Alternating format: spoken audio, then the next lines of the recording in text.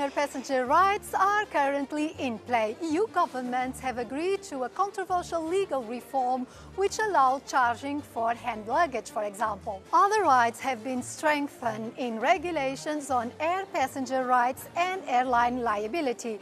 EU Code explains what to expect when traveling by air in the EU. One of the updates concerns compensation for flight delays. Delay is currently defined as 3 hours for short-haul flights, with passengers receiving €250.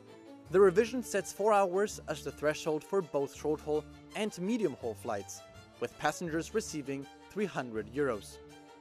The revision increases the current delay from 3 to 6 hours for long-haul flights and reduces the current compensation of €600 to €500.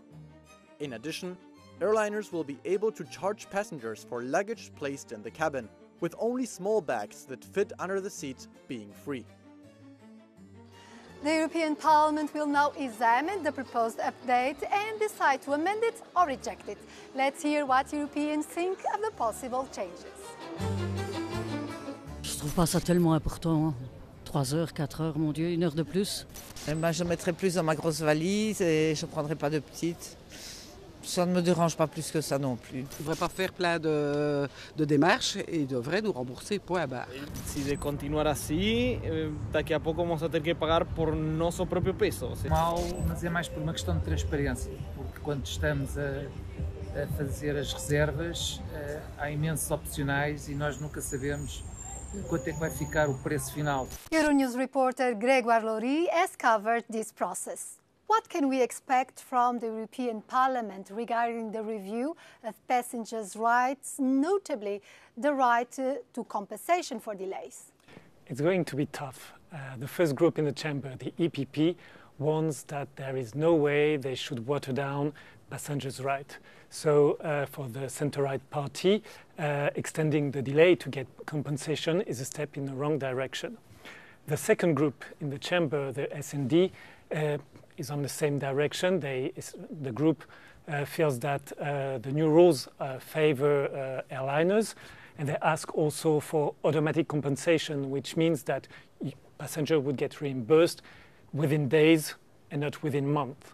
There are other amendments that are less controversial, the right to assistance, to information. What else could change?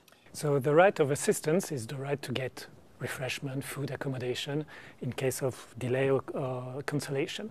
Airlines should provide this. If airlines fail to provide this, then passengers can make their own arrangement and get reimbursed afterwards. There's also the rerouting right.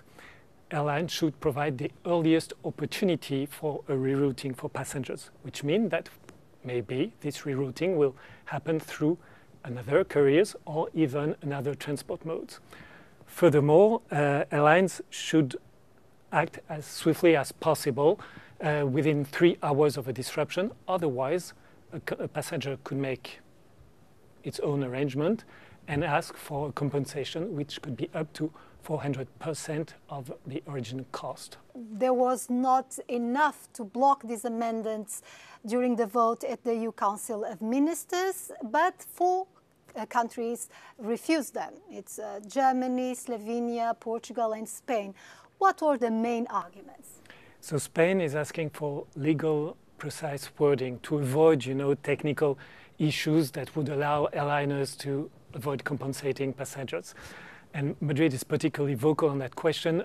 The government fined in November 5 companies for abusive practices, not linked with compensation, but with charging hand luggage in cabin, for instance. Germany also considers that it's going to reduce the level of protection of consumers. So we can expect Germany to be frontrunner during the negotiation that is going to take place.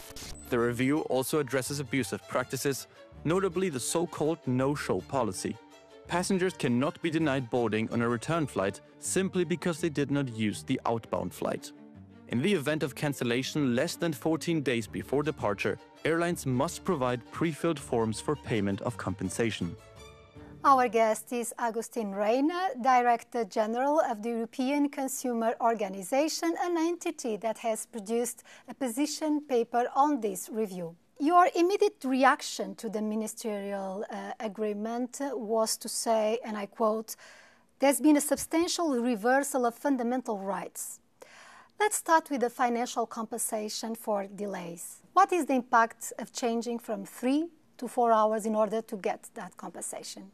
So Member States' agreement indeed to go to from 3 hours to 4 hours compensation would imply that roughly 50% of people that today are entitled to get compensation in case of a delay, they will not have this right anymore. 3 hours have been identified also by the Court of Justice as the appropriate threshold. And consumers are used to this parameter in order to assess whether they can claim compensation or not. So therefore, increasing that threshold gives more flexibility to the airlines, but also means that consumers will end up waiting for much longer in order not only to get their flight eventually, but also to claim compensation. Regarding the payment for cabin luggage, your organization has issued several warnings that decisions by the European Court of Justice are being disregarded. How so? The practice of charging consumers for their carry-on luggage on board, especially by low-cost carriers, is illegal. It's illegal under EU law, and it's also illegal under the case law of the European Court of Justice. So one of the problems that we have identified in the texts that have been agreed by the member states is that now they're legitimizing that practice. And bringing a carry-on luggage doesn't have an extra cost for the airline. In this case, there is no additional cost for an airline. So basically, the practice of charging consumers is just basically to extract more money from their customers. Do you think this review could encourage airlines to go even further in charging for other services, especially the flagship airlines that tend to be less restrictive than the low-cost ones? We don't have a crystal ball, but the reality is that now this position of the member states leaves the door open. So we could see these business models evolving in the future. So there is a matter of ensuring that there is a minimum level of quality when European consumers take a flight. Airlines for Europe welcome the government's position.